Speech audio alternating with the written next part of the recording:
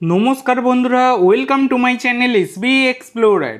তো বন্ধুরা, থাম্বনেলটা দেখেই বুঝতে পারছো আজকের ভিডিওটা কতটা ইন্টারেস্টিং হতে চলেছে।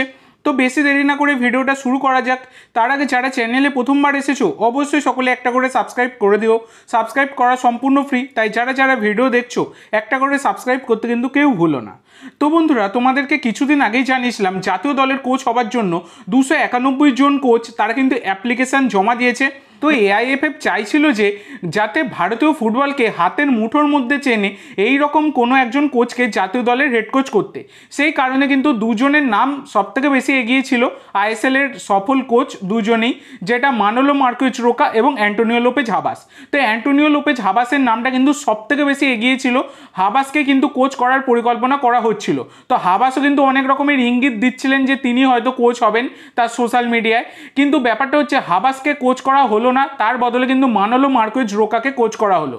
তো হাবাসকে কোচ না করার প্রধান কারণ হচ্ছে তার 67 বছর বয়স হয়ে গেছে এবং সবথেকে বড় কথা তা ইনি একটু তার ফিটনেসের সমস্যাও রয়েছে। তোমরা জানো কিছুদিন আগেই তিনি অসুস্থ হয়ে পড়েছিলেন মোহনবাগানের কোচ থাকাকালীন, সেই জন্যই কিন্তু রিস্ক নিল না এআইএফএফ। সেই কারণে 55 বছর বয়সী Spanish coach Manolo Marquis Roca তাকে কিন্তু আমাদের জাতীয় দলের হেড কোচ পদে নিযুক্ত করা হলো।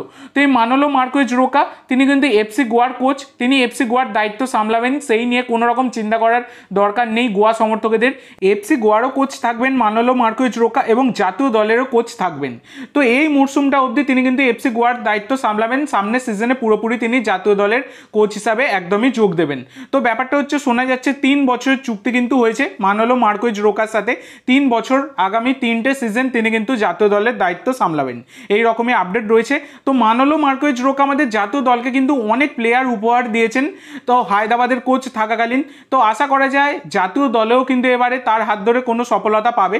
তো জাতীয় দলের কোচ এই মানোলো মার্কুইজ রোকাকে করা নিয়ে তোমাদের কি মন্তব্য অবশ্যই সকলে কমেন্ট করে জানিও।